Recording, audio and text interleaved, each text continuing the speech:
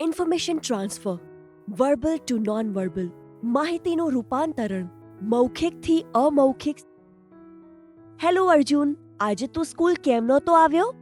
મને થોડી બીમારી જેવું લાગતું હતું, પણ હવે મારી તબિયત સારી છે. શું શિક્ષકે આપણને કોઈ મહત્વપૂર્ણ માહિતી આપી?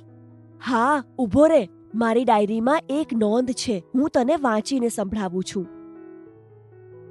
Our school is organizing a science fair. It will be held on 25th July.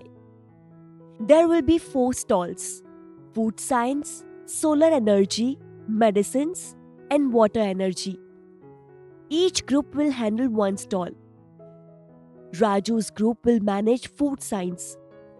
Priya's group will work on solar energy. Manav's group will display water energy. Medicines will be set by the teachers. The fair will start at 10 a.m. and end at 3 p.m. ઊભો રે, ધીમે બોલ, મને કંઈ નથી સમજાતું.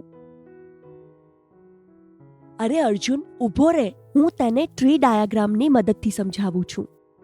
અમારી શાળામાં સાયન્સ ફેર યોજાઈ રહ્યો છે. ડેટ અને ટાઈમ 25 જુલાઈ છે. સવારે 10 થી બપોરે 3 વાગ્યા સુધી. વિવિધ પ્રકારના સ્ટોલ હશે: food science, solar energy, water energy અને મેડિસિન્સ. ચારે સ્ટોલ 4 અલગ અલગ જૂથોને સોંપવામાં આવ્યા છે: food science Raju, solar energy Priya, water energy Manav અને મેડિસિન ટીચર્સ. ઓહ, હવે સમજાયું. આભાર.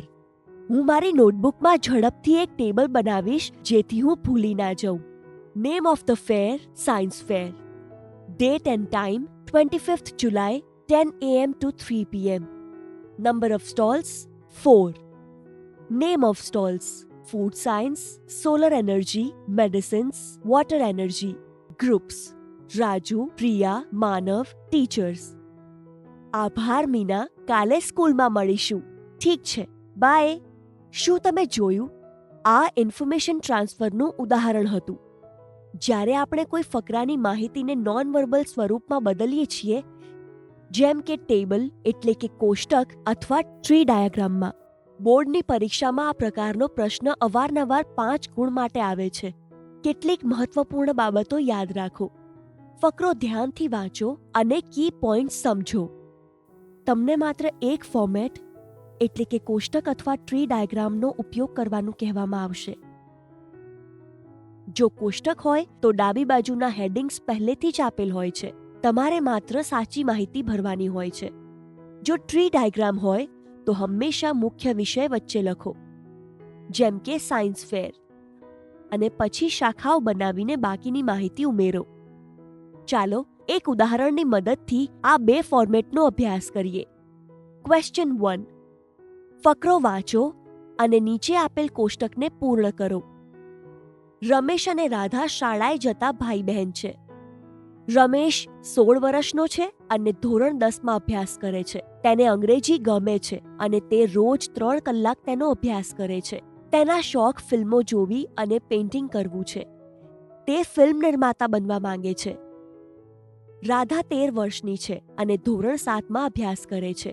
તેનો મનપસંદ વિષય ઇતિહાસ છે. ખાલી સમયમાં તેને તરવું અને વાંચવું ગમે છે.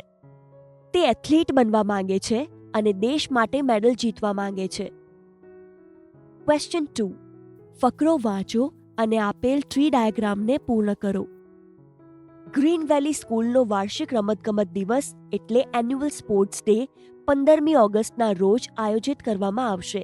આ કાર્યક્રમ સવારે 9 વાગ્યે શરૂ થશે અને સાંજે 4 વાગ્યે સમાપ્ત થશે. તેમાં 4 મુખ્ય રમતો હશે: ફૂટબોલ, ક્રિકેટ, વોલીબોલ અને હોકી. દરેક રમતનું સંચાલન એક અલગ હાઉસ દ્વારા કરવામાં આવશે. Football blue house, cricket red house, volleyball green house, hockey yellow house. મુખ્ય અતિથિ જિલ્લા રમતગમત અધિકારી હશે. આ હતી માહિતીના સ્થાનાંતરણ એટલે કે ઇન્ફોર્મેશન ટ્રાન્સફરની સરળ રીત. હવે તમે પણ ફકરાને કોષ્ટક અથવા ટ્રી ડાયાગ્રામમાં બદલીને અભ્યાસ કરો અને તમારા 5 ગુણ પાક્કા કરો.